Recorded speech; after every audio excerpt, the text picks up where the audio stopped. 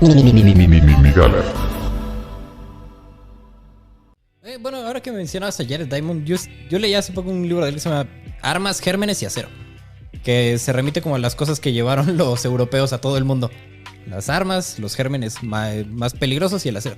Y ese libro inicia con un prólogo bien interesante, güey, que estaría chido que problematizáramos ahora. Cuando se chingan Atahualpa.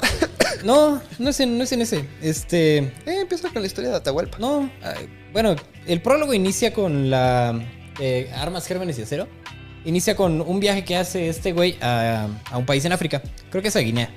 En Guinea conoce a un candidato a diputado local en Guinea, que era un güey súper carismático, que era además muy curioso, y que se encuentra con Jared Diamond y empiezan a platicar con él caminando en la playa.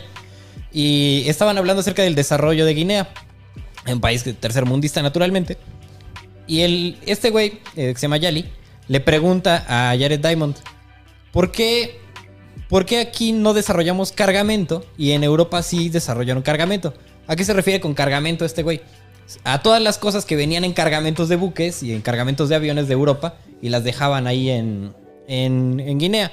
O sea, por ejemplo, tecnología, ropa, desarrollo ahí, cualquier útiles, ¿no? Eso lo llama cargamento. Y él se preguntaba, ¿por qué nosotros no hemos desarrollado cargamento y en Europa sí desarrollaron cargamento? Es una pregunta crucial, güey. Es una pregunta súper, súper interesante. ¿Qué hace que algunas comunidades, algunas localidades, algunos estados, algunos grupos humanos se desarrollen a una velocidad, y que hace que otros grupos humanos se desarrollen a otra velocidad? Y empieza Jared Diamond a especular con varias hipótesis que se han barajeado en la historia de la humanidad. Decía, por ejemplo, que los terrenos fríos de Europa hacen que la gente esté hacinada más tiempo y que con eso generen más tecnología, ¿no? Y él empieza a rebatir esas mismas hipótesis. Y él dice, no, pues es que, por ejemplo, otros lugares calientes, por ejemplo los mayas, donde hace un chingo de calor, también desarrollaron tecnología. No debe ser por el frío. Es que había una hipótesis racista que era que los blancos tenían mejor cerebro que los negros, porque estaban más evolucionados.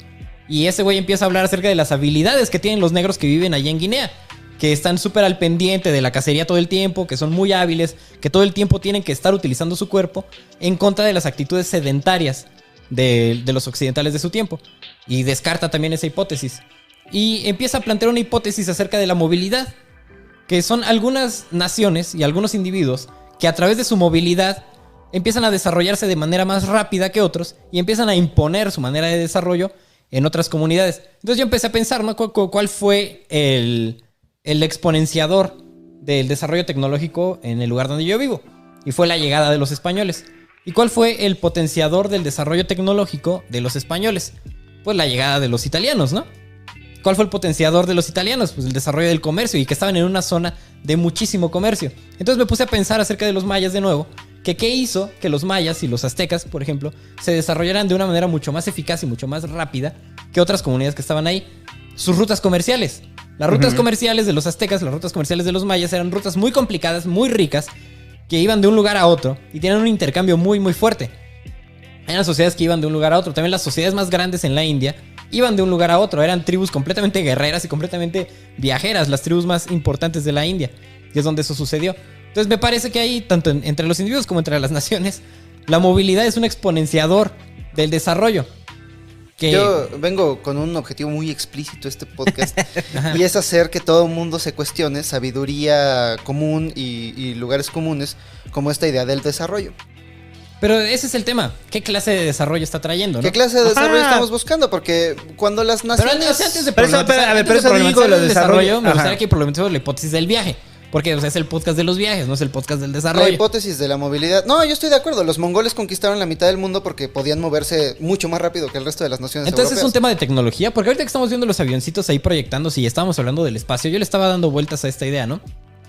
Entre más rápido te mueves, pues más posibilidades tienes como de ir a buscar hacia otros lugares. Más posibilidades tienes como de traer hacia lo tuyo. A ver, ahí la capacidad de viajar obviamente hace que se incremente el conocimiento, ¿no?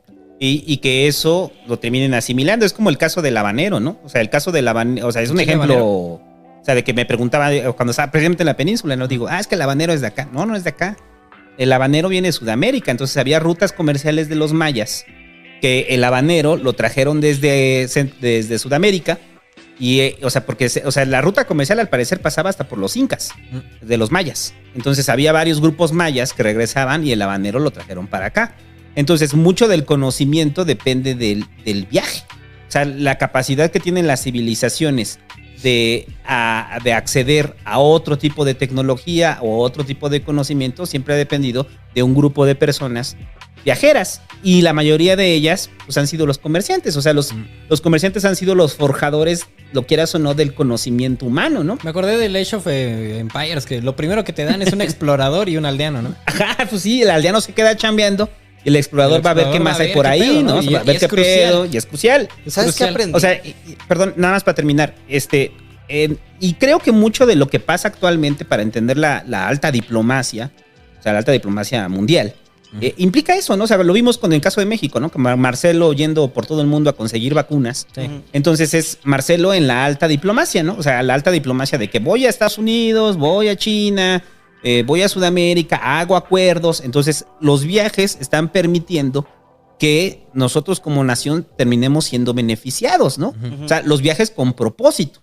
O sea, hay un viaje de propósito para traer nuevo conocimiento o nuevos acuerdos en lo que terminan beneficiando a las culturas. Ahora, eso si a las sociedades, estamos ¿no? como muy atrás en el asunto. Es un asunto como biológico, ¿no, Hobbit? ¿Qué, viajar? Biológico. La movilidad. En ese sentido, como la movilidad asociada a la evolución. Hay un libro que se llama Prisioneros de la Geografía, que se me escapa el autor, pero busquen así, Prisioneros de la Biología. Déjalo, busco para es una la verdad. Es una buena introducción a la geopolítica. Y habla acerca de la condición política de ciertas naciones, pero a partir de su geografía. Entonces es como, ¿por qué a Alemania le costó tanto trabajo unificarse como nación? No se unificaron como nación hasta el siglo XIX. Y es porque pues están en el medio de Europa, están en el lugar que otras naciones utilizan para moverse a otras naciones e invadir. Entonces necesitabas como una fuerza política y militar muy fuerte ahí para unificarlo.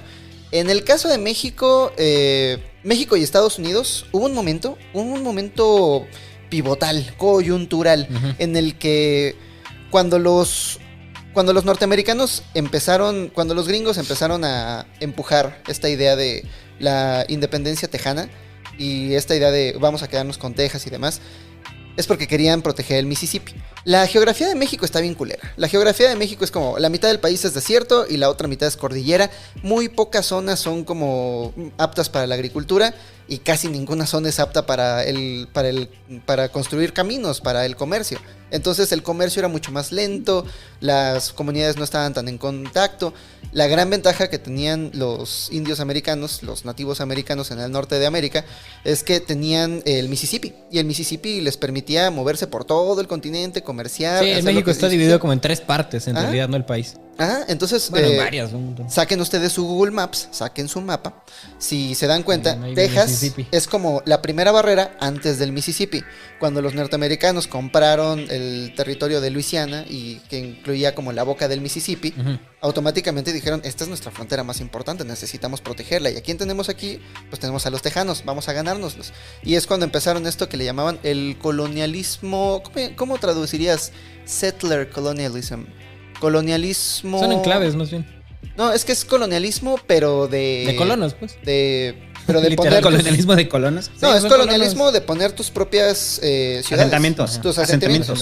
Colonialismo de asentamientos. No es como voy y conquisto, sino es voy, pongo mis asentamientos. De colonias. Y ahora estos asentamientos son míos.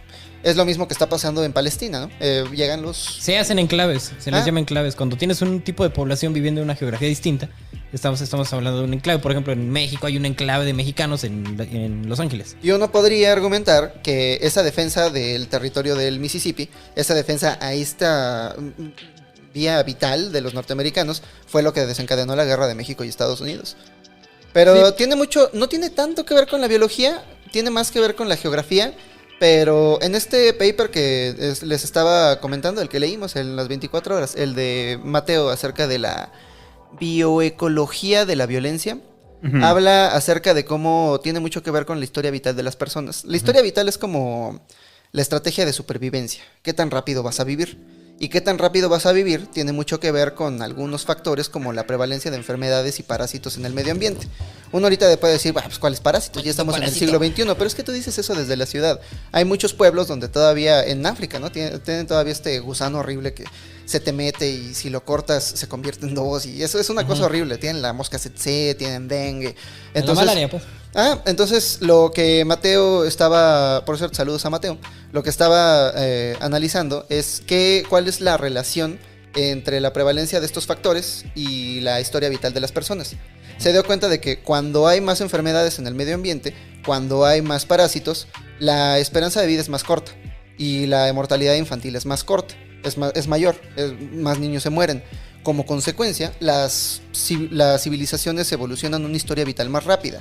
Esto significa que se alcanza la madurez sexual más rápido, se tienen más relaciones, por lo mismo se tienen más hijos, por lo mismo se tiene menos tiempo de cuidados por cada hijo, porque pues te van a morir. Entonces había poblaciones en las que no le ponían nombre a los niños hasta los 6 años, ¿no? Porque igual y ni siquiera llegaban.